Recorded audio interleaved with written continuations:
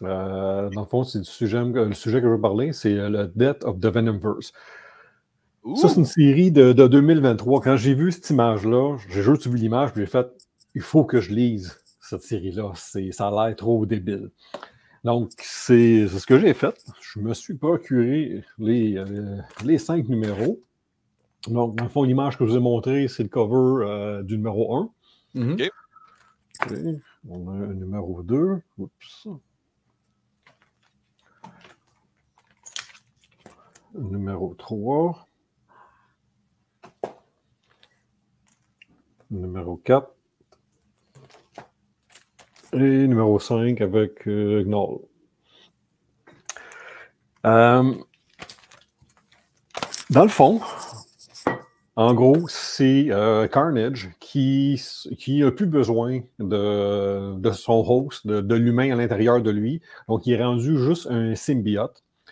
Et pour devenir plus puissant, ce qu'il fait, c'est qu'il part à la recherche de Venom d'univers en univers et tue des Venoms et prend des pouvoirs qu'il lui a pas. Parce que d'un univers à l'autre, les Venoms sont différents. Donc, un des premiers qui réussit à tuer, c'est un Venom qui peut résister au feu, parce que Carnage et les Venoms, de façon générale, ceux qu'on connaît, ils ont deux faiblesses, le feu et le bruit. Les sons forts, l'ultrasons. Donc, il réussit à trouver un Venom dans un des timelines qui résiste au feu.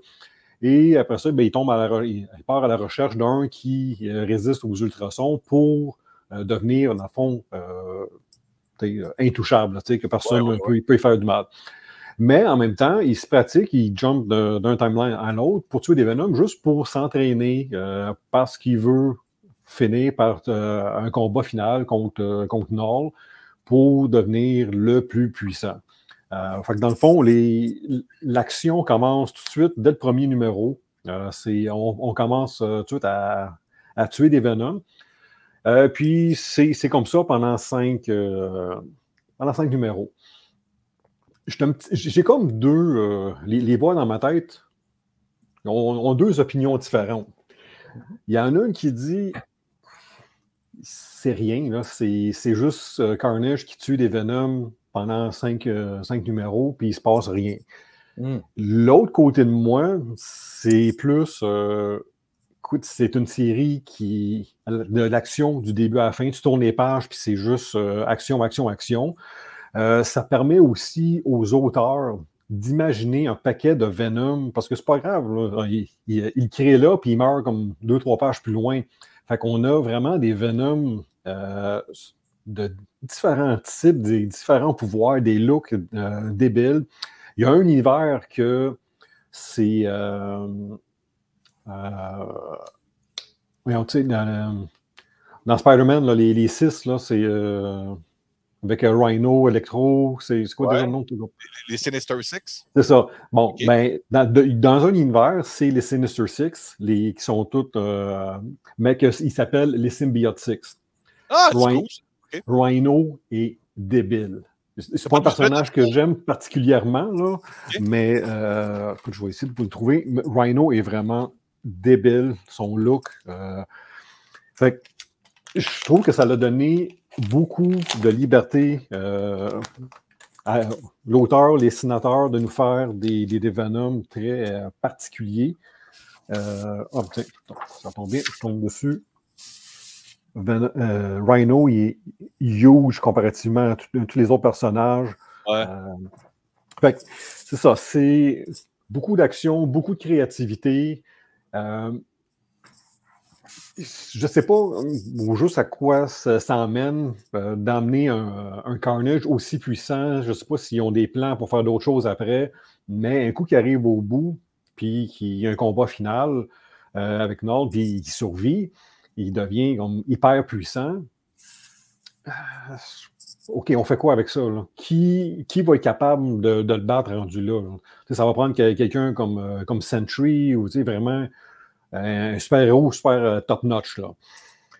Mais en tout cas, c'est ça. C'est pas l'histoire du siècle, mais si vous voulez lire quelque chose intéressant, action, puis des looks, des designs out of the box, là, c'est quand même une très bonne série pour vous. Mm-hmm. OK. C'est intéressant. Et ce que je veux dire, c'est la question, c'est est-ce qu'il n'y a pas trop de symbiotes dans l'univers de Marvel? Là?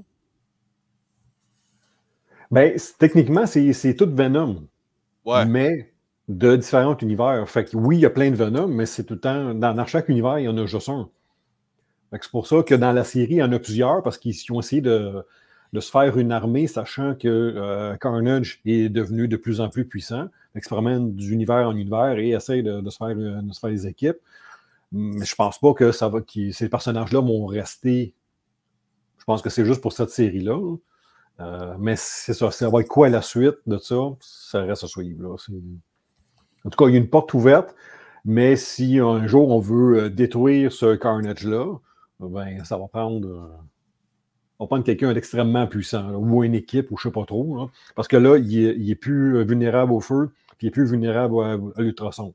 OK. Fait que c'est ça. Il y a comme des points d'expérience en plus. Là, parce que je me rappelle qu'au début, l'avantage que Spider-Man avait, même s'il était comme moins fort que Venom, c'était son expérience de combat. C'est de là qu'il le outsmartait pour l'option de le capturer. Là. Ouais.